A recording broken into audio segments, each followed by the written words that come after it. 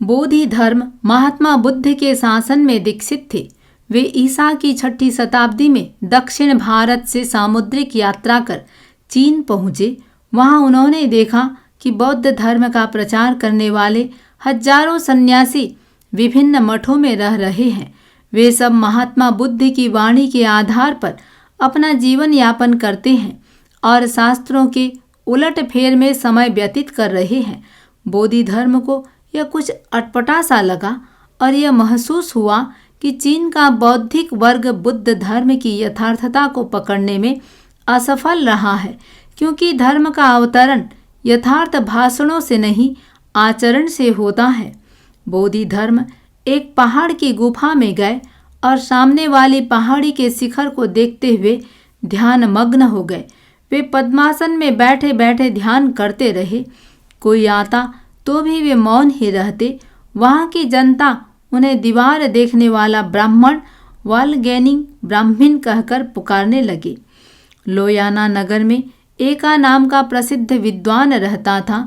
वह टोइज्म और कन्फ्यूशियज्म का विद्वान था।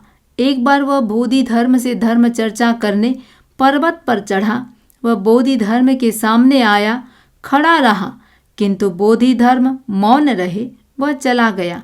3 वर्ष बाद एका पुनः पहाड़ पर चढ़ा। बोधि धर्म को ध्यान करते हुए 9 वर्ष बीत चुके थे। अब भी वे मौन रहे। एका वहाँ खड़ा रहा। भयंकर शीत पड़ रही थी। रात भर वह खड़ा रहा। बर्फ पड़ी। वह कमर तक बर्फ में गड़ गया। अब भी वह शांत और स्थिर खड़ा था। बोधि धर्म ने आंख खोली। सामने निर्जीव से खड़े एक व्यक्ति को देखकर पूछा, तुम क्या चाहते हो? एका ने कहा, कृपा कर आप अपने धर्म का रहस्य मुझे बताएं। बोधि धर्म ने कहा, मित्र, आज तक हजारों व्यक्तियों ने संबोधि प्राप्त करने के लिए अपने जीवन को न्योछावर किया है, परंतु बहुत कम व्यक्ति उसे पा सके हैं। तुम संबोधि प्राप्त करना चाहते हो? इतना धैर्य है तुम्हारे में? एका ने यह सुना। उसका सोया पराक्रम जाग उठा। उसने अपना भारी छुरा निकाला और अपना दायां हाथ बोधि धर्म को देते हुए कहा, मेरे संकल्प का यह प्रत्यक्ष प्रमाण है। संबोधि प्राप्त करने की सही भूख मुझ में जाग उठी है।